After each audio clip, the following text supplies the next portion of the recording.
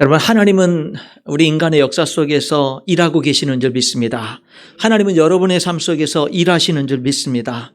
그런데 하나님이 일하시는 그 방법을 보면 응답하시는 하나님으로 나타나십니다. 이스라엘 백성들 애굽에서 노예 생활하는 그들을 구원해서 가나안 땅으로 인도하실 때 10가지 재앙을 일으키시고 홍해를 가르시고, 그리고 성경에 기록되기를 하나님이 이스라엘 백성들 앞서가시고 장막 칠 곳을 찾으시고 구름기둥 불기둥으로 인도하시는 그런 하나님의 모습을 봅니다.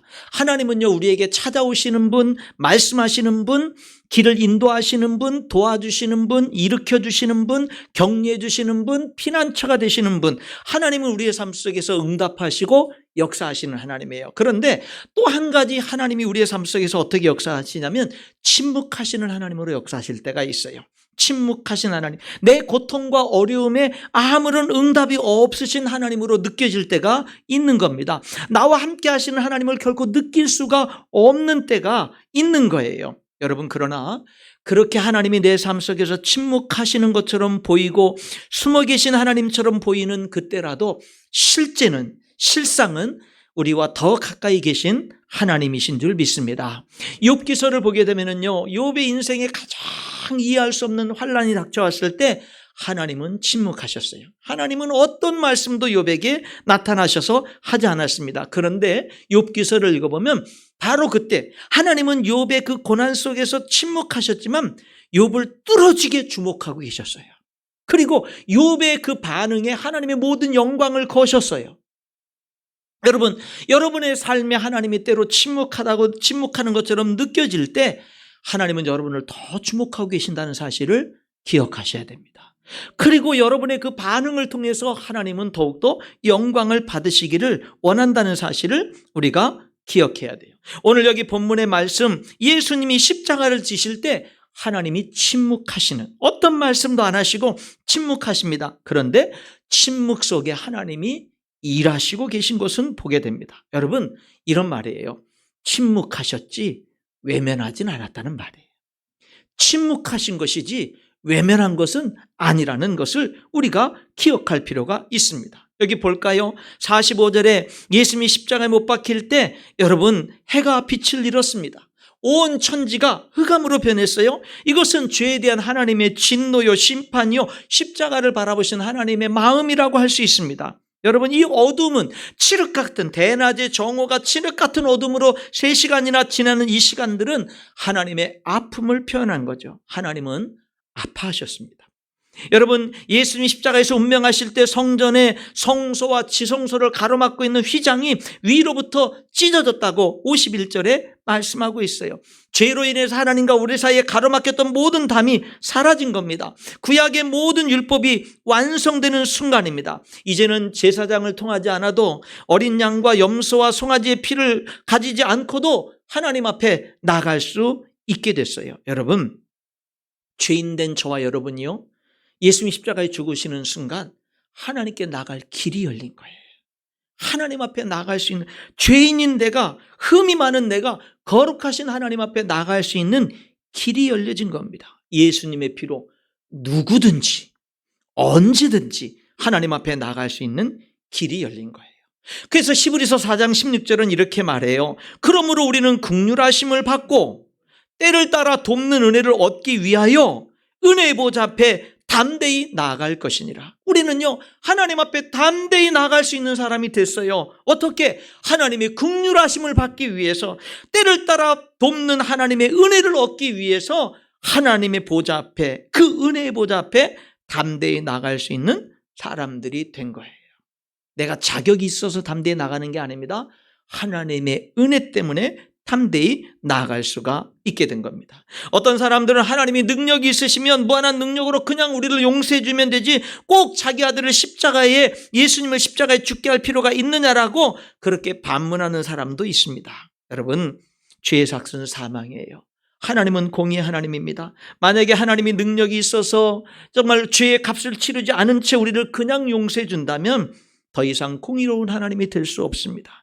공의로우신 하나님이심을 스스로 포기하는 것이 됩니다. 여러분, 하나님의 공의하심이 예수님을 십자가에 죽게 했고 하나님의 사랑이 예수님을 십자가에 죽게 하신 겁니다.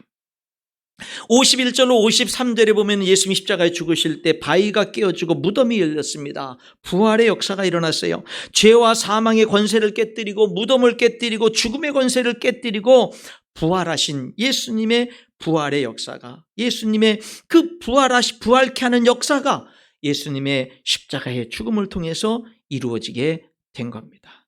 여러분, 하나님은 예수님의 십자가를 지시는 그 십자가 앞에서 침묵하신 것 같았지만 결코 침묵하지 않고 중요한 일을 이루신 그런 모습을 우리가 보게 되는 거예요.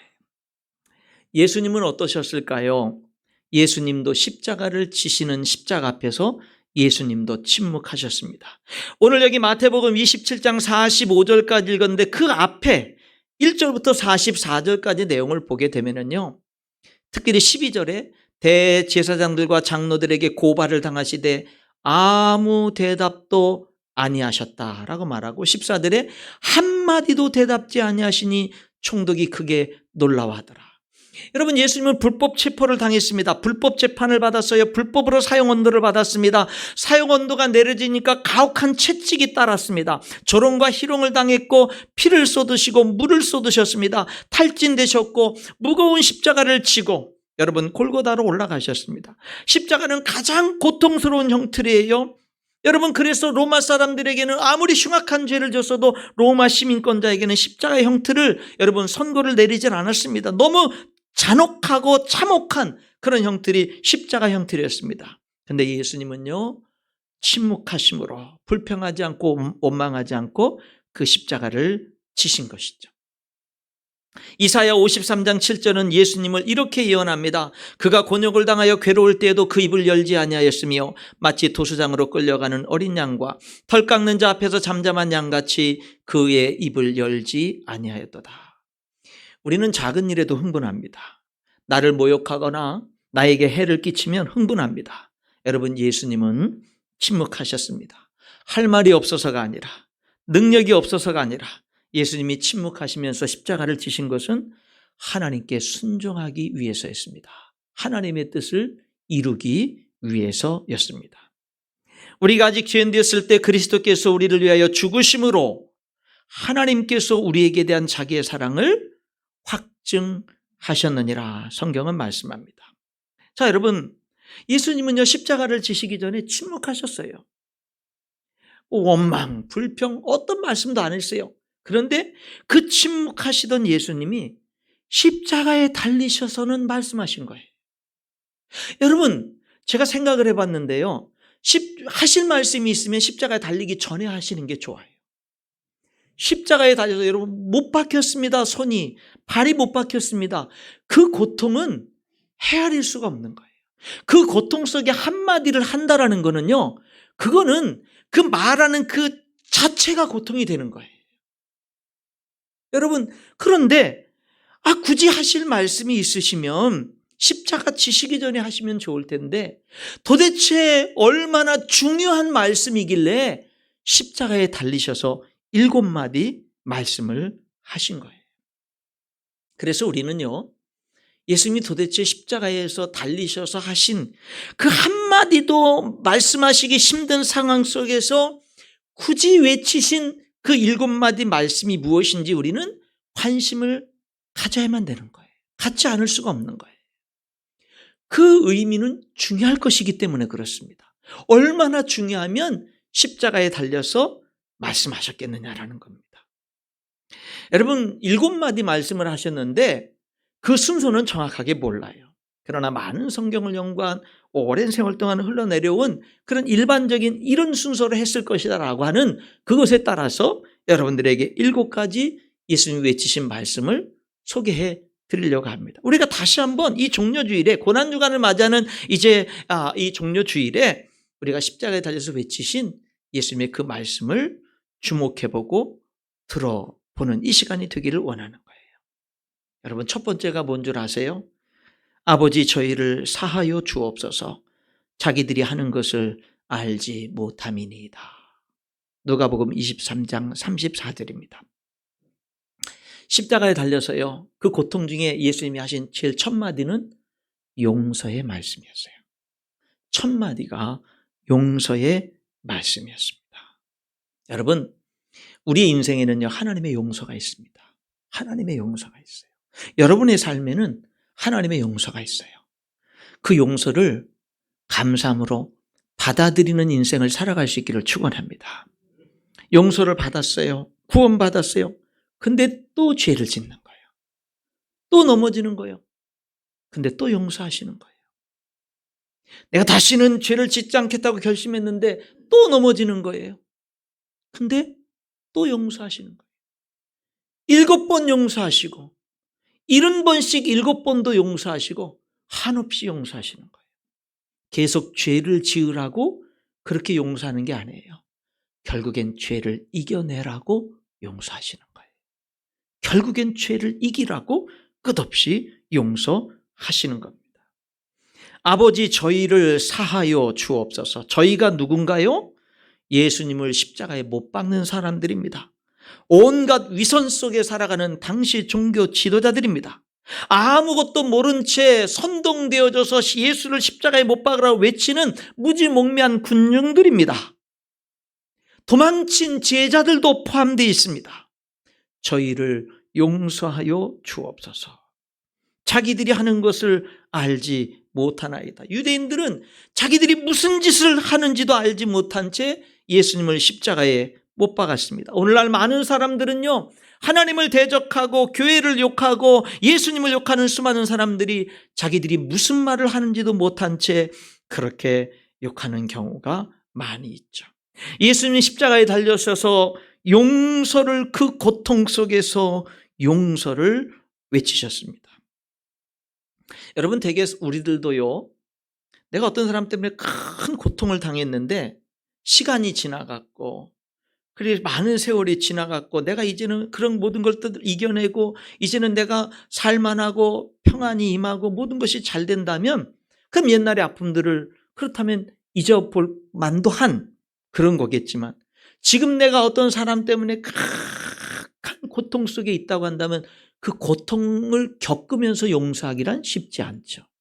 예수님은 십자가에서 고난을 당하는 가운데 용서를 외치신 것입니다. 그냥 용서가 아니죠. 값을 치르시는 용서를 하신 것이죠. 그가 찔림은 우리의 허물 때문이요 그가 상함은 우리의 죄악 때문이라. 그가 징계를 받음으로 우리는 평화를 누리고 그가 채찍에 맞음으로 우리는 나음을 받았도다. 우리는 다 양 같아서 그릇 행하여 각기 제 길로 갔거늘 여호와께서는 우리 모두의 죄악을 그에게 담당시키셨도다. 여러분, 우리가 다른 사람을 용서하지 못하는 이유는 내가 그 값을 치르기 때문에 그렇습니다. 여러분, 예수님은 그 값을 치르고 용서하셨습니다.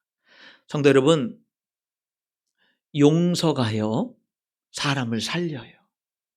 용서가 살게 하는 능력이 있는 거예요. 용서가 살리는 능력이 있는 거예요.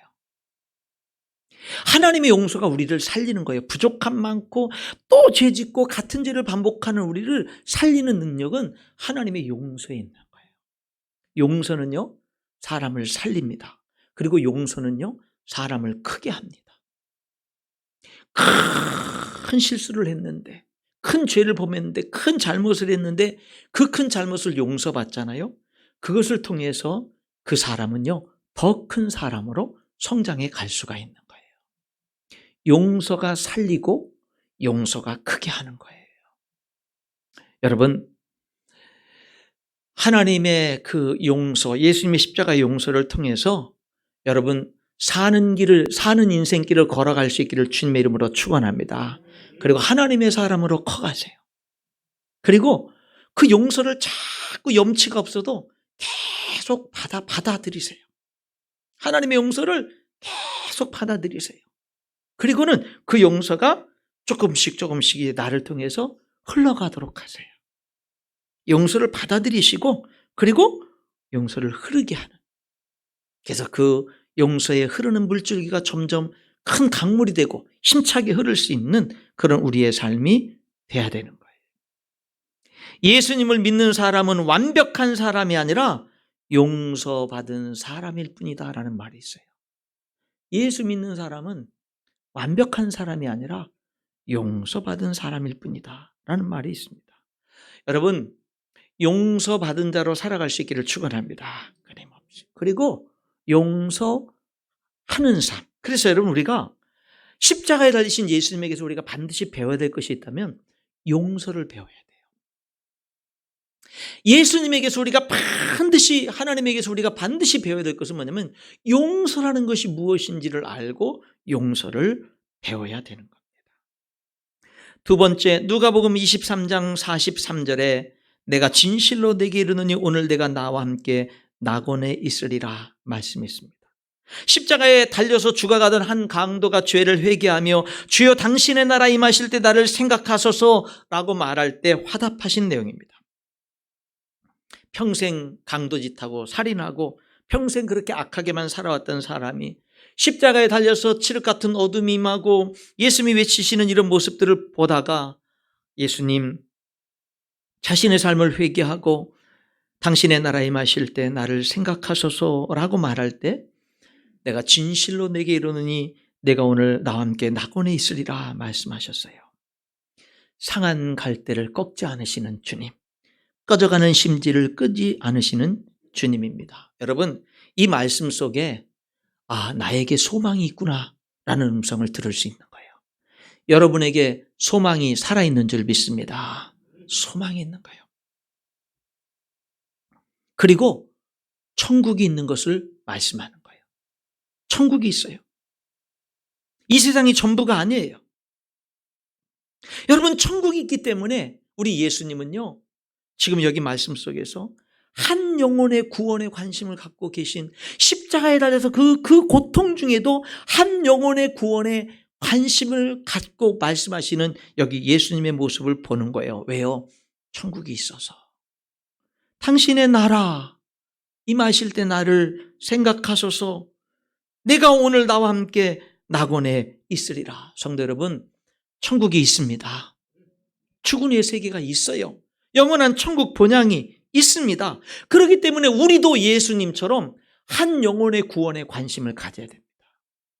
여러분, 다음 주가 부활주일로 우리들이 전도 초청하잖아요. 이번 한 주간 힘써 기도하시고 찾으시고 초청할 수 있기를 주님의 이름으로 축원합니다. 한 영혼의 구원에 우리도 관심을 갖자 이 말입니다. 요한복음 19장 26절로 27절에 예수님이 세 번째 외치신 말씀은 여자여 보소서 아들이니다 보라 내 어머니라. 모든 제자들은 다 도망갔습니다. 그 십자가 앞에 육신의 어머니 마리아가 그 앞에 서 있고, 그리고 그 12제자 중에 하나인 요한 사도가 거기 서 있습니다. 이제 거기 유일하게 서 있는 요한을 향해서 자기 어머니를 부탁하고 계시는 예수님의 모습을 보게 되는 겁니다.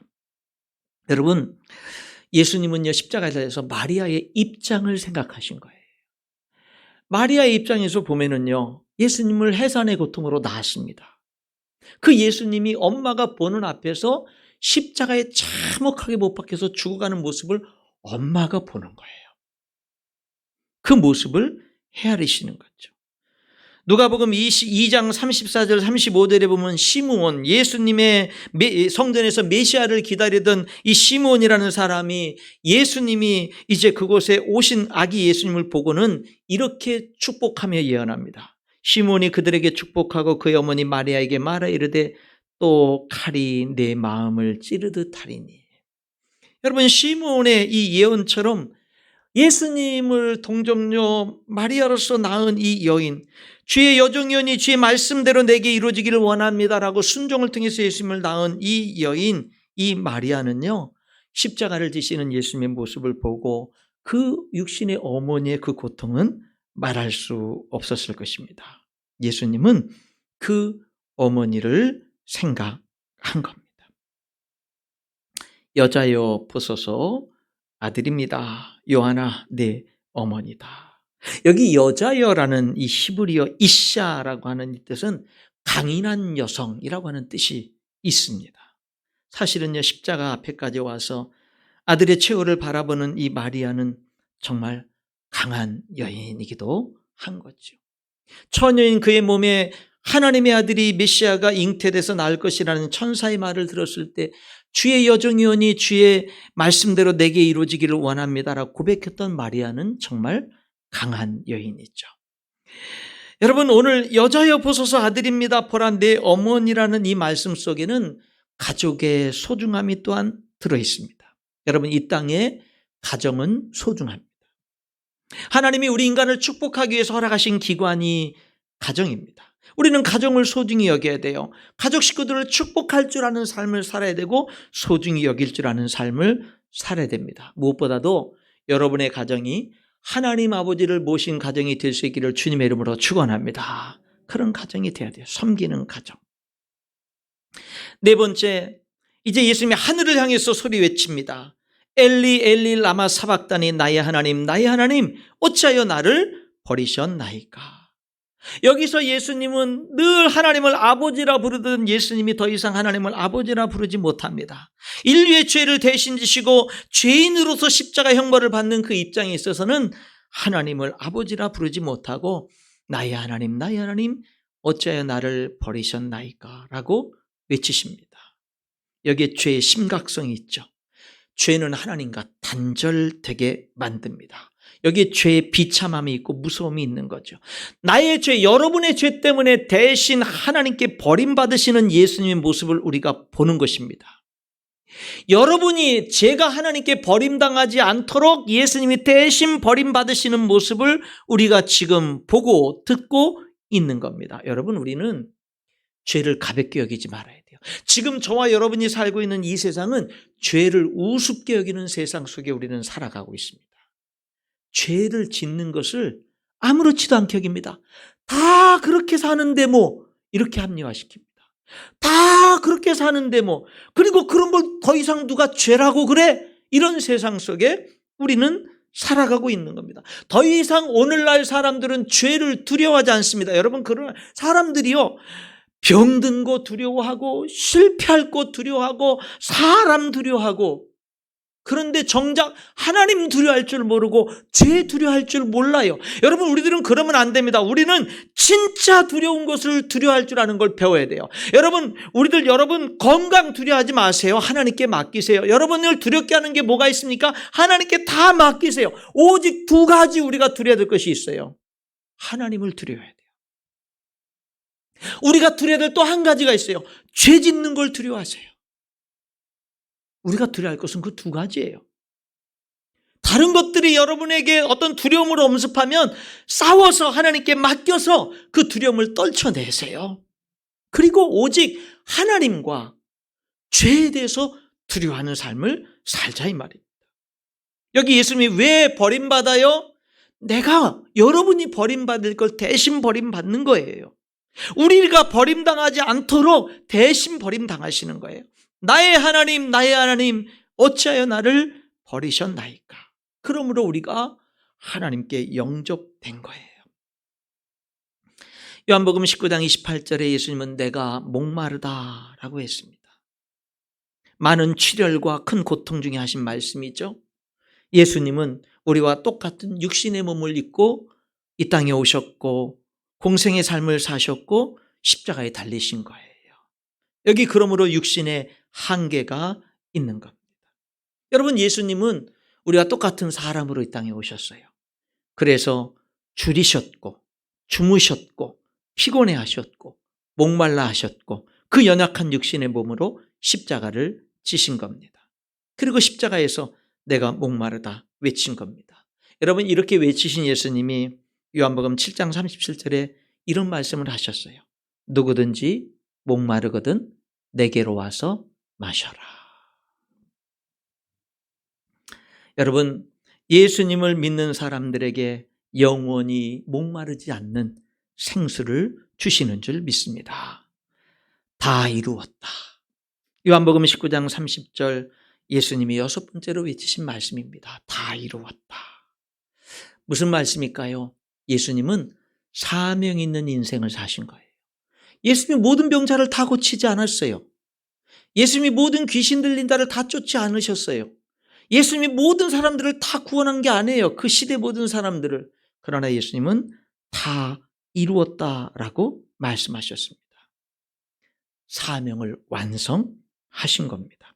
여기 다 이루었다라는 헬라어 말 테텔레스타이라는 이 말은 완불되었다는 뜻이에요. 다시 말하면 내가 100만 원짜리 어떤 물건을 가전제품을 샀어요. 그런데 여러분 내가 거기에 대해서 만약에 카드로 사가지고 아직까지 할부로 사가지고 아직까지 다 지불하지 않았으면 다 지불되지 않은 거예요. 그런데 드디어 10개월 할부로 샀는데 드디어 마지막 10개월째 마지막 잔액까지 다 지불해서 더 이상 영원히 되고 완전히 다 지불됐을 때 그때 쓰는 말이 여기 테텔레스타이 다 이루었다는 뜻입니다. 다시 말하면 여러분의 모든 죄값, 우리로 하여금 지옥에 떨어질 수밖에 없는 모든 그 죄의 형벌의 값을 예수님 십자가에서 하나도 남김없이 다 이루신 겁니다.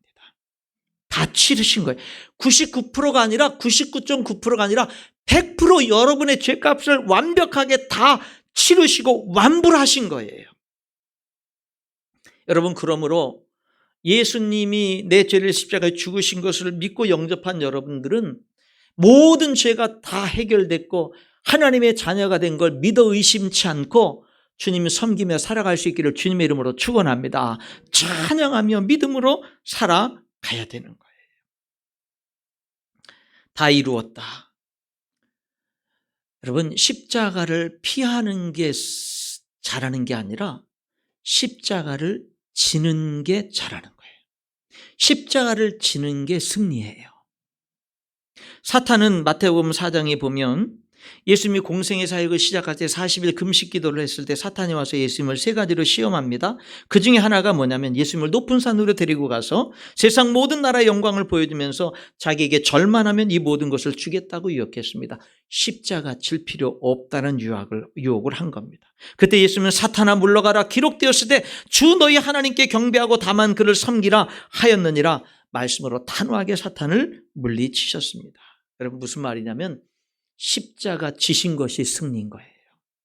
십자가는 연약해서 십자가에서 죽으신 게 아닙니다. 무기력해서 무능력해서 여러분 실수해서 십자가에서 죽으신 게 아니에요. 십자가는 승리예요. 십자가를 지신 게 승리예요. 오늘 우리는 어떨까요? 우리들도 교회 안에서, 가정 안에서, 우리의 인생의 삶 속에서 여러분 우리들도 우리에게 주어진 십자가가 있어요. 예수님이 그랬어요. 아무든지 나를 따라오려거든 자기를 부인하고 자기 십자가를 지고 나를 따를 것이니라 주님 말씀하셨거든요. 여러분, 십자가 피해 도망다니는 그리스도인 되지 마시고요. 내게 주어진 십자가 뭐지? 내가 마땅히 져야 될 십자가 뭐지? 하나님 질 수 있는 축복, 은혜, 능력 주세요 하고 십자가를 질 줄 아는 그런 신앙생활 할 수 있기를 주님의 이름으로 축원합니다. 그게 승리라고요. 그게 승리라고. 십자가는 온갖 요리조리 피해 다니면서 신앙생활 하는 게 그게 잘하는 게 아니라 십자가, 쳐야 될 십자가 지는 게 승리라고. 여러분, 찬송가 중에 그런 찬송이 있잖아요. 즐거운 마음으로 십자가 지고 가라 하는 찬송이 있죠. 그게 바뀌었어요. 요즘에는 참 기쁜 마음으로 십자가 지고 가라 라는 찬송으로 가사가 좀 바뀌었죠.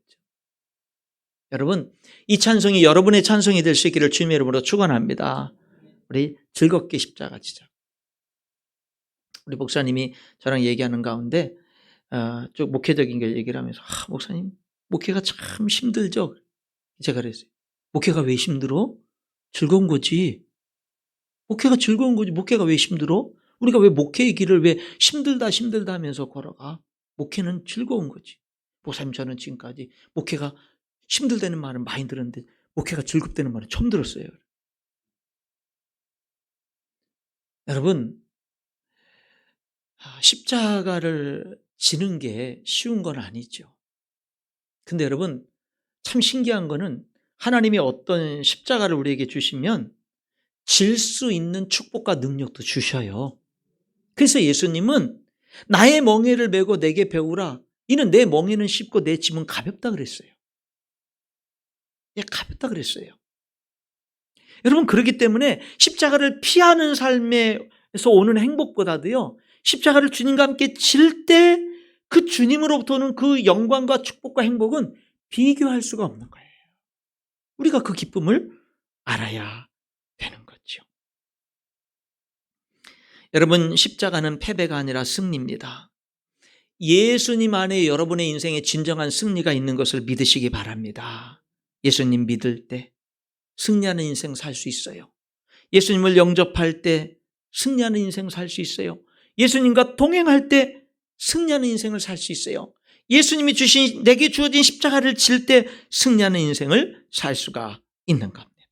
마지막 7번째, 누가복음 23장 46절에 예수님은 다 이루었다라고 말씀하신 다음에 아버지여 내 영혼을 아버지 손에 부탁하나이다 하고 숨을 거두셨습니다. 아버지 내 영혼을 아버지 손에 부탁하나이다. 축복입니다. 축복이에요. 저와 여러분도 언젠가 죽음 앞에 서게 될 것이죠. 이건 피할 수 없는 진리죠. 그날에 우리가 예수님처럼 이렇게 고백할 수 있다는 것은 축복입니다.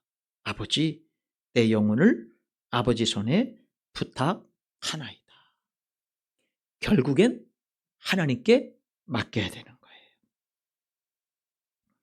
결국에 하나님께 맡기려면 오늘 맡기는 삶을 살아야 되는 거예요.